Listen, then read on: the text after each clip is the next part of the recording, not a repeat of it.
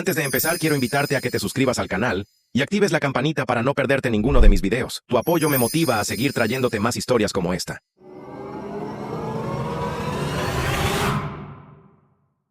Debí haberme dado la vuelta en el instante en que vi que la nieve arreciaba en la carretera. Pero no paraba de decirme que valdría la pena. Que ver la cara de mi madre cuando llegara sin avisar por Navidad haría que valiera la pena el viaje agarrado al volante en medio de una tormenta de nieve. Que mi hermana, incluso con su actitud habitual, al menos fingiría estar feliz de verme. Que tal vez por una vez volvería a sentirme parte de la familia. Estúpido, ¿verdad? Me llamo Caleb. Tengo 33 años. Y supongo que todavía no había superado la idea de que la familia significaba algo más profundo que la sangre compartida y los mensajes de texto grupales pasivo-agresivos. Permítanme retroceder un poco. Vivo a unas 4 horas de la casa de mi infancia, un pequeño pueblo enterrado en lo profundo de las colinas de Pensilvania. Después de la universidad, me mudé a Pittsburgh por trabajo y me quedé, en parte por el trabajo, en parte porque cuanto más me alejaba, menos sentía la necesidad de volver. Aún así me esforcé. Cumpleaños, navidades, emergencias, yo estaba allí, cubría la avería de un coche aquí, enviaba algo de dinero para una factura del hospital allá. Nadie me lo pedía realmente. Simplemente intervenía en silencio porque eso es lo que haces por la familia. Eso era lo que papá solía decir antes de que falleciera hace 5 años. La verdadera familia se presenta incluso cuando es inconveniente. Supongo que me tomé eso más en serio que el resto de ellos. Mi madre está envejeciendo y me preocupo por ella más de lo que demuestro. Mi hermano Sean vive a 10 minutos de ella, pero apenas la visita. Mi hermana Jessica vive en el mismo pueblo y actúa como si estar molesta por todo lo que hago fuera un trabajo a tiempo completo. Es la más joven, 2 años menor que yo, y siempre tuvo esa manera petulante de desestimarme como si yo fuera un tío raro en lugar de su hermano. Mientras crecía, ella era la niña de oro, y de alguna manera lo sabía. Siempre tenía razón, siempre la defendían. Y yo era el que arreglaba las cosas, al que llamaban cuando algo se rompía, al que se olvidaban de invitar. Pero aún así esperaban que enviara dinero cuando la nevera dejaba de funcionar o el niño de Sean necesitaba brackets. No me importaba ayudar. En serio que no. Pero últimamente había empezado a sentirse unilateral. Este año no había planeado volver a casa por Navidad. El trabajo había sido brutal. Acababa de aceptar un segundo contrato de consultoría que se estaba comiendo mis fines de semana. Pero entonces, el 23 de diciembre, recibí esta llamada de mamá. Nada dramático, solo un corto y cansado. Te echaremos de menos, cariño. Y algo sobre lo silenciosa que iba a estar la casa. No lo dijo para hacerme sentir culpable. No creo que ese sea su estilo, pero me afectó. Pude escuchar la soledad en su voz y algo dentro de mí cambió. Tal vez necesitaba estar allí, incluso si realmente no me querían. Empaqué una maleta, cargué el maletero con los regalos que había pedido en línea y salí a la carretera antes del amanecer en Nochebuena. El viaje fue miserable. Gruesas capas de nieve difuminaban la carretera. Los limpiaparabrisas no daban abasto, y la calefacción de mi coche eligió el peor momento posible para empezar a soplar aire tibio. Aún así, seguí adelante, avanzando lentamente por el tramo final de carreteras sinuosas, como si estuviera navegando por una pista de hielo. Incluso me detuve en una gasolinera para comprar un pastel. A mamá siempre le encantaba el de cereza. Pensé que, si nada más, eso la haría sonreír. El plan era simple.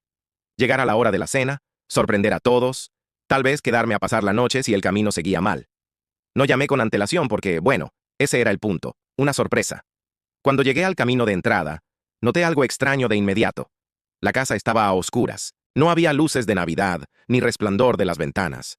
Solo una quietud silenciosa e inquietante que me hizo mirar la hora 2 veces para asegurarme de no haberme equivocado de fecha.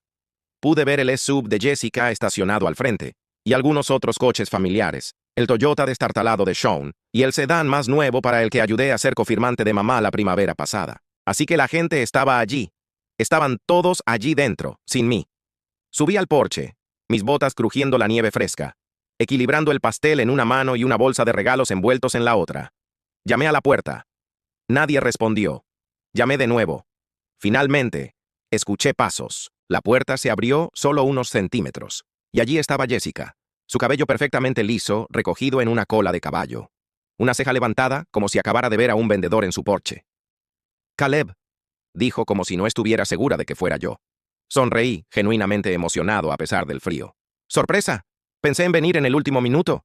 Creí que pasaría la Navidad con todos». Fue entonces cuando ella sonrió con suficiencia. Esa pequeña sonrisa divertida como si acabara de decir la cosa más tonta del mundo. Luego inclinó la cabeza y dijo, «¿No te enteraste? Lo mantendremos pequeño este año. Parpadeé. ¿Qué? Se encogió de hombros como si no fuera gran cosa. Solo la familia inmediata. Ha sido un año raro, ya sabes. No queríamos hacer una gran cosa. Me reí una vez. Un sonido seco y confundido. Jess, soy familia inmediata. Ella ni siquiera respondió a eso. Simplemente desvió la mirada por encima de mi hombro, probablemente mirando mi coche, y luego añadió. De todos modos, estamos a punto de comer. Espero que el viaje no haya sido tan malo. Y luego cerró la puerta. No dio un portazo. No puso el pestillo. Simplemente cerró, como si yo fuera un vecino que había llegado un día antes a una fiesta de barrio. Me quedé allí unos segundos esperando. Ni siquiera sé qué esperaba.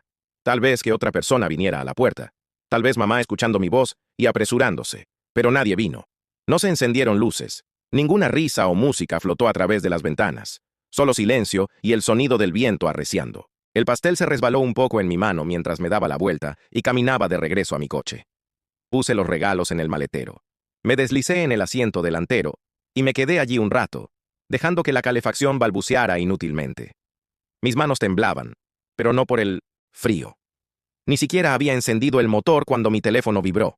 Un mensaje de texto del marido de Jessica, Mark, probablemente destinado a ella. Solo decía, ¡qué payaso! ¿De verdad se presentó? Lo miré fijamente durante un minuto entero. Lo leí. Lo releí. Mi mandíbula se tensó, pero no respondí.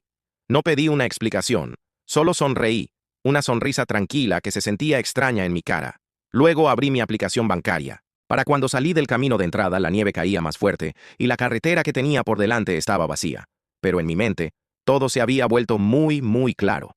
Es curioso cómo un momento puede dividir tu vida en dos, como si todo lo anterior fuera solo acumulación y todo lo posterior fuera reacción. Ese mensaje de texto de Mark, qué payaso, de verdad se presentó. Ese fue el momento. No me enfurecí, no lloré, simplemente me congelé como si una parte de mí lo hubiera estado esperando. Y finalmente, había llegado.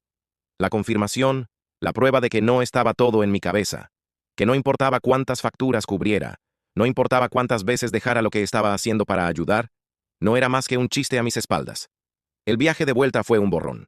Apenas recuerdo la nieve o la carretera, solo ruido blanco. En un momento, me detuve en un restaurante que todavía estaba abierto y me senté allí con una taza de café enfriándose entre mis manos, pensando en todo. ¿Cuánto tiempo había sido así? ¿Había sido yo demasiado estúpido para verlo o seguí eligiendo no verlo porque la alternativa dolía demasiado? Al crecer no éramos ricos, pero nos teníamos el uno al otro. Al menos eso es lo que solía pensar. Papá trabajaba como mecánico y ganaba un dinero decente, y mamá se quedaba en casa con nosotros cuando éramos pequeños. Yo era el mayor, así que se me asignó mucho trabajo temprano, cuidando a Sean y Jess cuando estaban enfermos, haciendo tareas domésticas, haciendo recados una vez que pude conducir. Papá lo apreciaba. Siempre decía que yo era confiable.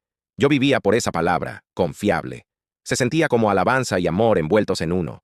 Incluso cuando Sean se desentendía de las responsabilidades o Jessica mentía sobre hacer su tarea, yo era el que recogía el testigo.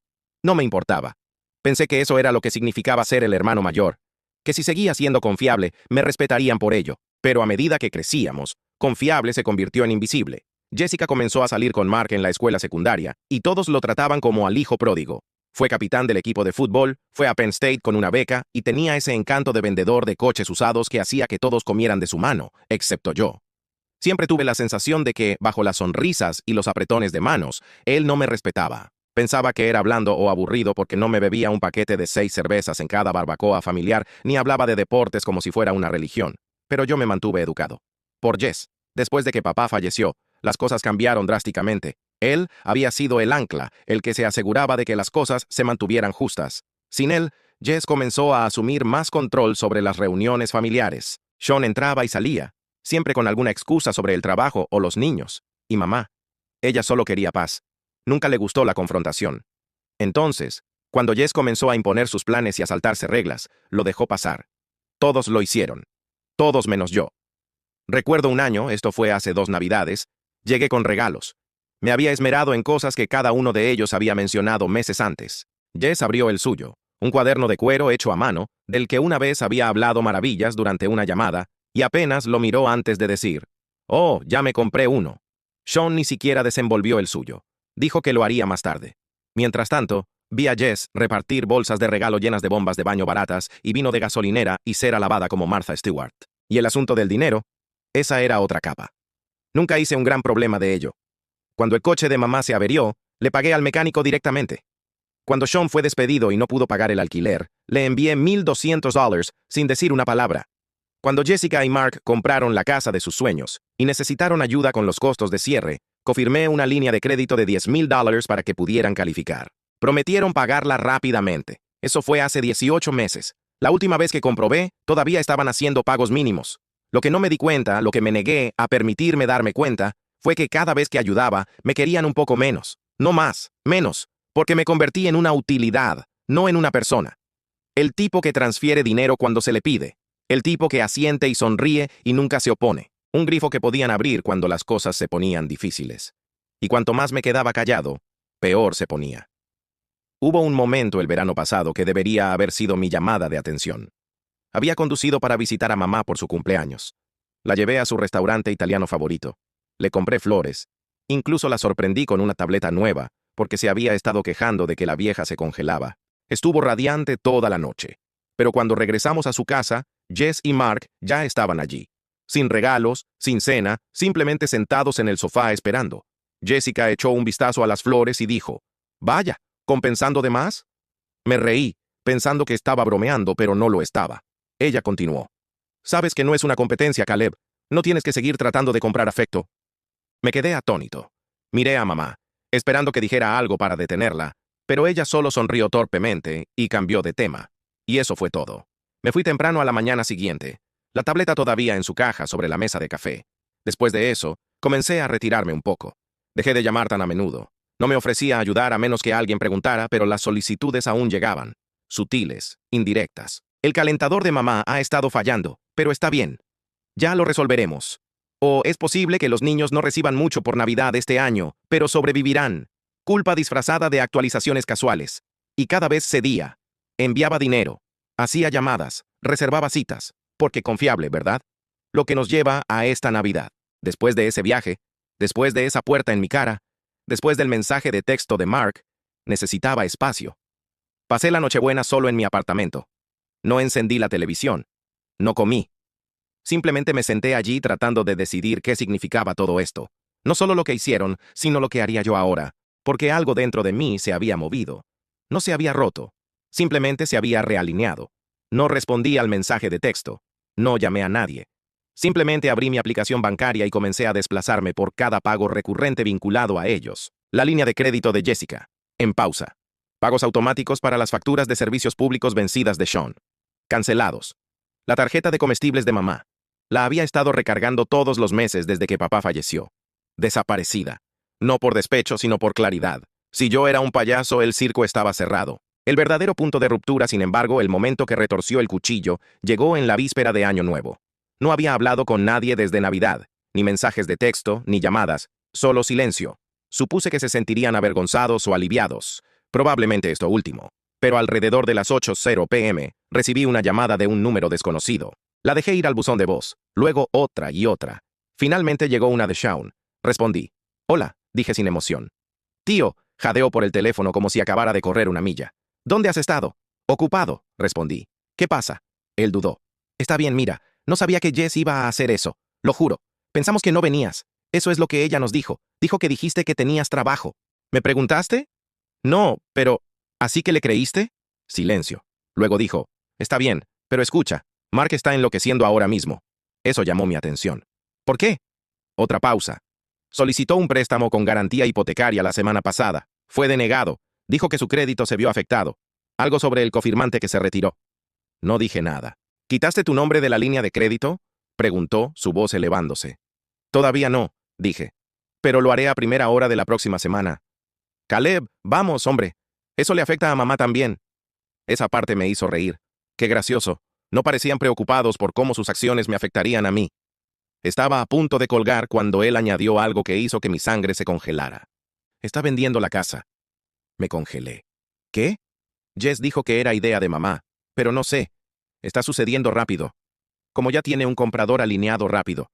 Dice que están mudando a mamá con ellos temporalmente mientras renuevan su sótano. No respondí. Se me había secado la boca. Sean añadió. «Pensé que lo sabías. Ella dijo que estabas ayudando a coordinarlo».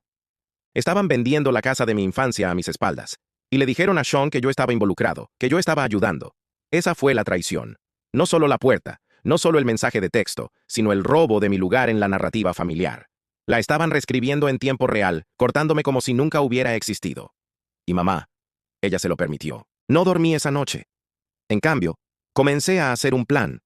Y ahí es donde las cosas comenzaron a cambiar del desamor a algo completamente diferente. Cuando la gente habla de tocar fondo, generalmente se refieren a ello de una manera dramática: perder un trabajo, pasar por una ruptura, tal vez estar bajo la lluvia sin un lugar a donde ir. Pero el mío fue más silencioso que eso, sin gritos, sin estruendo, solo esta sensación de vacío en mi pecho mientras me sentaba en la oscuridad, dándome cuenta de que ya no pertenecía a mi propia familia, que incluso cuando me desvivía, daba más de lo que tenía, dejaba todo para estar allí, todavía encontraban una manera de dejarme afuera en el frío, literal y figurativamente. La noche después de la llamada de Sean, no comí. No respondí mensajes de texto. No vi la caída de la bola, ni levanté una copa por el año nuevo. Me senté en el borde de mi cama tratando de imaginar qué tipo de persona vende la casa de su madre a sus espaldas. ¿Qué tipo de hija se apodera de la vida de su madre y lo llama ayuda? ¿Qué tipo de hermanos permiten que la única persona que siempre se presentó sea borrada tan fácilmente? Y por un tiempo, tal vez unos días, dejé morir esa versión de mí mismo. El arreglador, el ayudante, el confiable. Dejé de responder a los correos electrónicos que comenzaban con "perdón por molestarte, pero..." Silencié todos los chats de grupo familiares. Borré recordatorios para enviar pagos mensuales y transferencias automáticas. Desconecté todo lo que me mantenía orbitando su mundo. Dolió. No voy a mentir. Hubo dolor en eso. Como si estuviera de luto por una muerte, no de una persona, sino de un papel que había interpretado durante tanto tiempo. No sabía quién era sin él. Pero aquí está la cosa acerca de tocar fondo. Una vez que estás allí, no hay más pretensiones. O te quedas plano o te levantas. Y tal vez por primera vez, no sentí presión para hacer ninguna de las dos cosas. Tenía el silencio, la quietud, y decidí simplemente sentarme en ella, sentirla, dejar que me invadiera. Y en esa calma, comencé a ver mi vida por lo que realmente era. No era feliz. Había pasado tanto tiempo tratando de complacer a personas que apenas notaban que estaba vivo, que olvidé lo que se sentía al hacer algo solo para mí. Mi apartamento era bonito, pero parecía una habitación de hotel. Limpio, impersonal, vacío. Tenía ahorros, inversiones, una carrera sólida, pero no pasatiempos ni raíces reales. Trabajaba para mantener a flote a otras personas. Visitaba casa para llenar una silla en la que nadie me pidió que me sentara. Así que tomé una decisión. No más dar sin límites. No más disculparme por no ser lo que esperaban. Y definitivamente no más intentar ganarme un asiento en una mesa que ayudé a construir. El primer paso fue pequeño, casi estúpido. Compré una planta. Una Ficus lirata, si quieres detalles. Leí en alguna parte que son difíciles de mantener vivas, pero algo de eso me atrajo. Quería demostrar que podía cuidar algo que no fuera una crisis, que no me agotara, que simplemente existiera y creciera y pidiera luz y agua y nada más.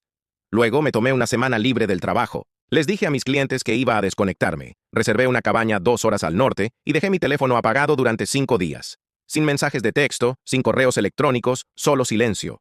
Traje libros que nunca tuve tiempo de leer, cociné para mí mismo, incluso fui de caminata a pesar de la nieve. Y no fue una epifanía instantánea, solo un espacio de respiración lento y constante.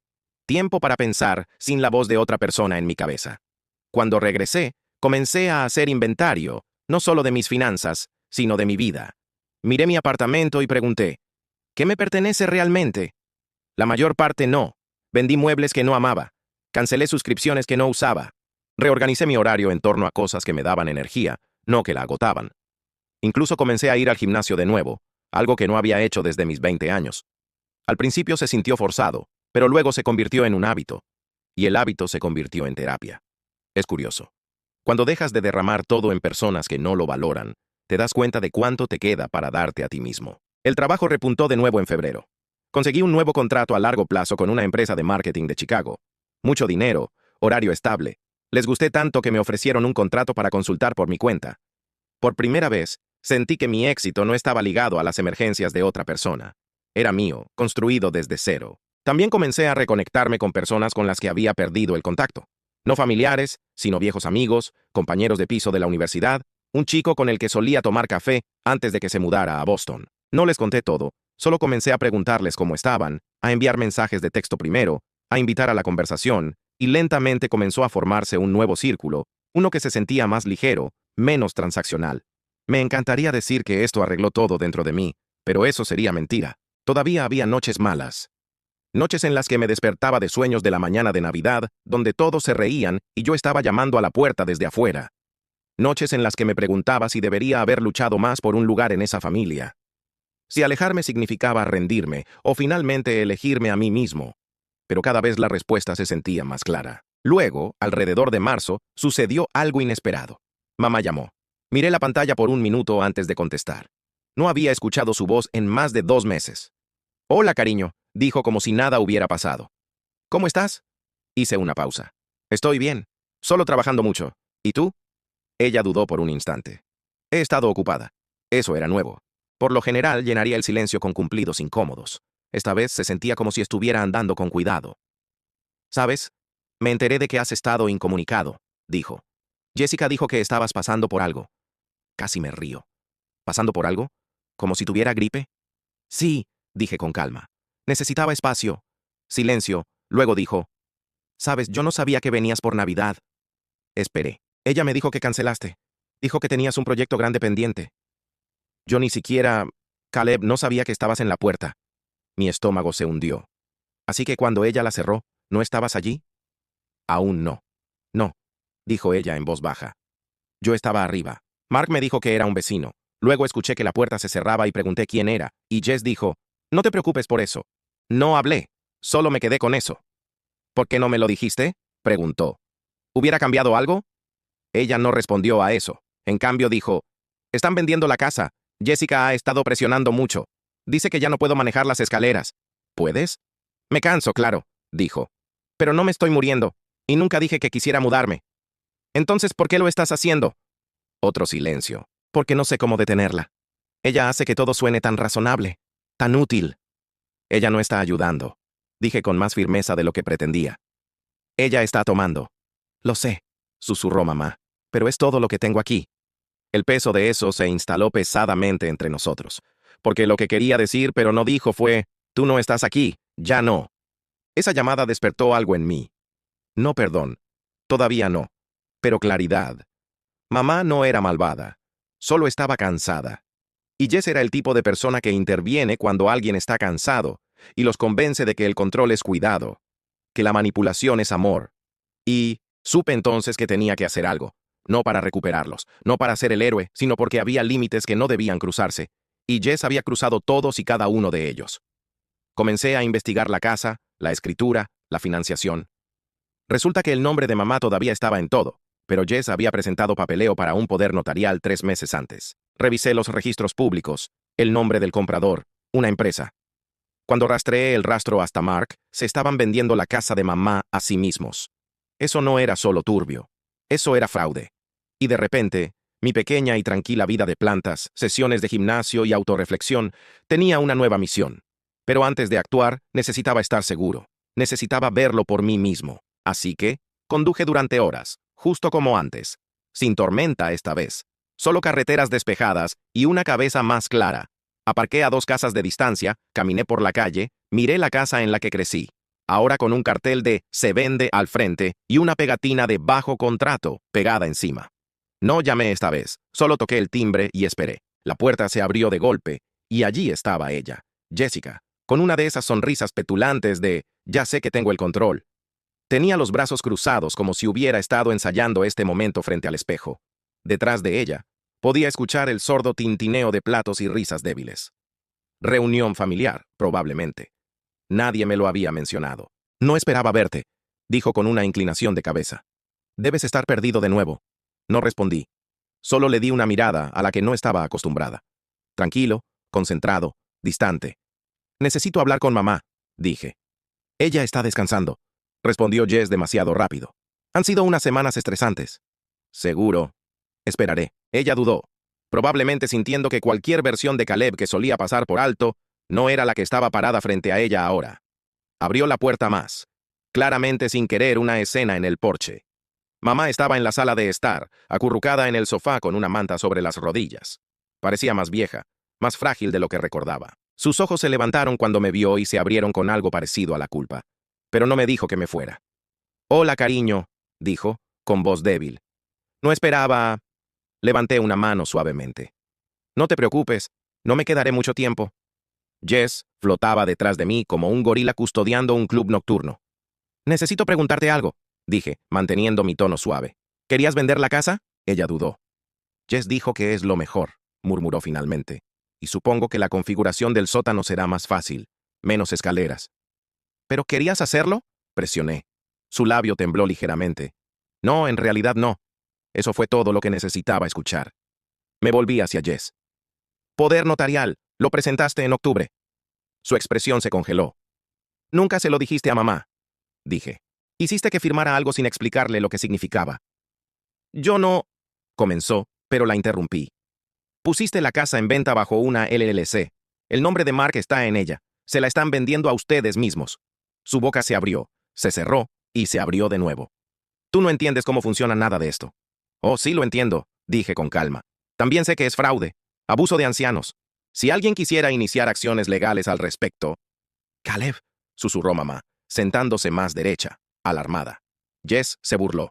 Eso es el colmo, viniendo de alguien que se esfumó de la familia y de repente cree que es un caballero blanco. ¿Te refieres a después de que me cerraste la puerta en la cara? Respondí. ¿Después de que Mark me llamó payaso por aparecer? ¿Después de que le mentiste a mamá acerca de que yo estaba ayudando a vender el único lugar que alguna vez se sintió como un hogar? Tomé aliento, firme, controlado. No estoy aquí para rogar, dije. Estoy aquí para deshacer el daño. Esa noche conduje de regreso a casa con un fuego encendido dentro de mí. La niebla se había ido. Cada paso adelante era ahora parte de un plan. Y la cosa es que yo tenía más herramientas de las que Jess se daba cuenta. Primero, busqué en mis archivos de correo electrónico antiguos y encontré los documentos originales de la herencia de papá. Cuando falleció, la mayor parte de la propiedad se había transferido a mamá, pero había cláusulas sobre cómo las principales decisiones financieras relacionadas con el hogar tenían que ser confirmadas y la claridad mental de mamá era cuestionable. Una cláusula que Jess claramente intentó explotar con su poder notarial. Me puse en contacto con una abogada con la que había trabajado en un contrato freelance 2 años antes. Su nombre era Lillian, y se especializaba en protección patrimonial y derecho de ancianos. Le conté todo, expuse el engaño, el poder notarial apresurado, la empresa fantasma, la venta, todo. Ella escuchó en silencio y luego preguntó, ¿tienes pruebas de algo de esto? Tengo documentos firmados, listados de propiedades, grabaciones de voz y correos electrónicos. Todavía estoy trabajando en la comparación de la firma del poder notarial, pero me pareció falsificada. Ella exhaló. Eso es más que suficiente para empezar. Durante las siguientes semanas, Lillian me ayudó a construir un caso. Presentamos una petición para una orden judicial temporal para congelar la venta, citando fraude y coacción. Dado que yo no era un heredero directo en la escritura, pero estaba financieramente involucrado con la familia, gracias a deudas confirmadas y pagos, tenía base legal para impugnar la legitimidad de la venta, especialmente si mamá testificaba que no había dado su consentimiento a sabiendas. Esa parte me preocupaba. No quería arrastrarla a una tormenta legal, pero cuando la llamé una tarde y le expliqué lo que Jess y Mark estaban haciendo, su voz se quebró. No quería creerlo, susurró. Pero sentí que algo andaba mal. ¿Testificarías? Pregunté. Una pausa. Sí, dijo en voz baja. Es hora. Mientras tanto, jugué a ser amable. Envié un mensaje de texto grupal al chat familiar, fingiendo que nada había pasado. Solo un: Hola, he estado inundado de trabajo. Espero que todos estén bien. Sean respondió primero. ¿Casual, hermano? ¿Por qué tan ausente como siempre? Jessica no dijo nada. Mark respondió con un emoji de pulgar hacia arriba. Los necesitaba cómodos, desprevenidos. Luego, visité la casa de Sean con el pretexto de ver cómo estaba. Bebimos un par de cervezas, vimos un partido. Interpreté el papel del hermano arrepentido, tratando de arreglar las cosas. Luego dirigí la conversación. Entonces, ¿qué pasa con la casa de mamá? Él gruñó. Jess todavía está presionando. Mark está tratando de acelerar el cierre. ¿Alguna vez te mostró los documentos? Nah, supuse que ella se encargaba. ¿Crees que obtuvo la firma de mamá en todo de forma legítima? Sean parpadeó. Espera, ¿crees que la falsificó? Me encogí de hombros. Creo que es raro que nadie más lo haya visto. Quiero decir, ¿mamá no querría que supieras que se estaba mudando? Eso plantó la semilla. Una semana después, Sean me llamó de vuelta, presa del pánico. Tío, dijo. Le pregunté a Jess sobre los documentos. Ella se volvió loca. Dijo que la estaba acusando. Me dijo que dejara de hacer preguntas. Interesante, dije. ¿Está ocultando algo, no crees? Digamos que sí, respondí. Podrías querer mantener tus manos limpias. Si esto explota, cualquiera que supiera y no lo reportara podría verse arrastrado. Maldijo por lo bajo. Ahora Sean puede no haber sido el más listo, pero no era estúpido. Comenzó a retroceder, dejó de responder las llamadas de Jess.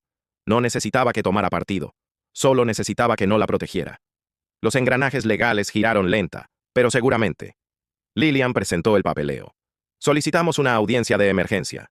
Mark y Jess aún no habían sido notificados. Eso vendría pronto, pero el listado fue marcado como bajo investigación. Nos dimos tiempo. La siguiente parte era arriesgada, pero era el cebo perfecto. Programé una reunión familiar en la casa de mamá. Les dije a todos que se trataba de aclarar las cosas. Jess dudó, pero Mark aceptó venir.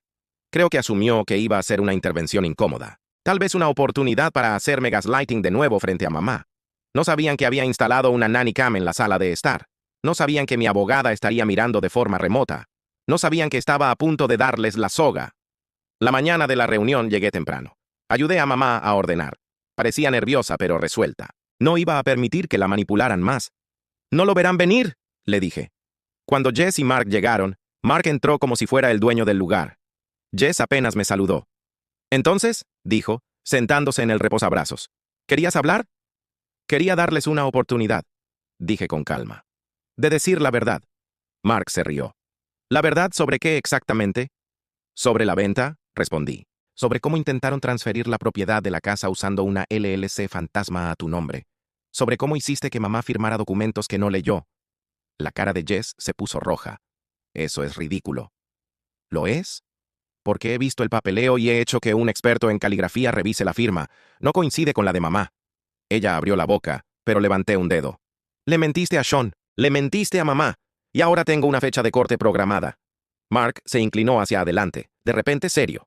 «¿Crees que esto va a salir como quieres?» Incliné la cabeza. «No necesito que salga como quiero, solo necesito que salga a la superficie». Se miraron y fue entonces cuando sucedió. Jess se rompió. «Hice lo que tenía que hacer», siseó. «Se estaba ahogando aquí sola. Este lugar se está cayendo a pedazos. Necesitaba que alguien se hiciera cargo.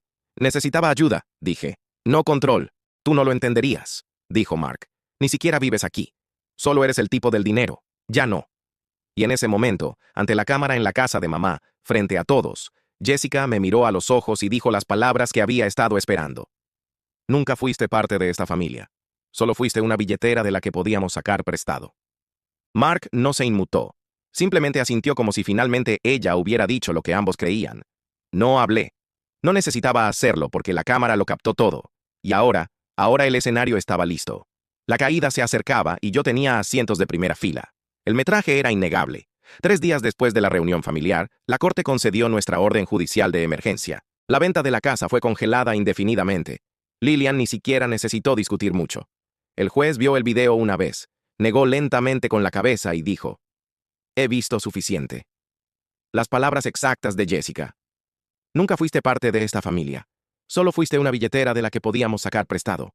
Golpearon más fuerte en la sala del tribunal de lo que podría haber esperado. Ella parecía impasible cuando se reprodujo. Pero Mark palideció por primera vez. Pareció darse cuenta de que esto no era un desacuerdo casual o una riña familiar.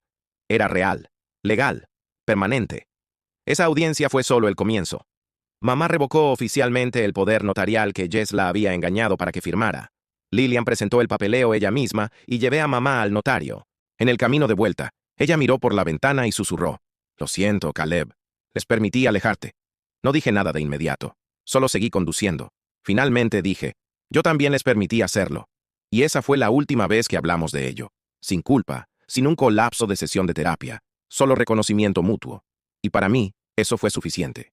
La siguiente parte del plan fue lenta y deliberada. La venganza, después de todo, se sirve mejor fría, pero también se sirve mejor a través de documentación férrea. Con la ayuda de Lillian, iniciamos un caso civil por mala conducta financiera y explotación de ancianos.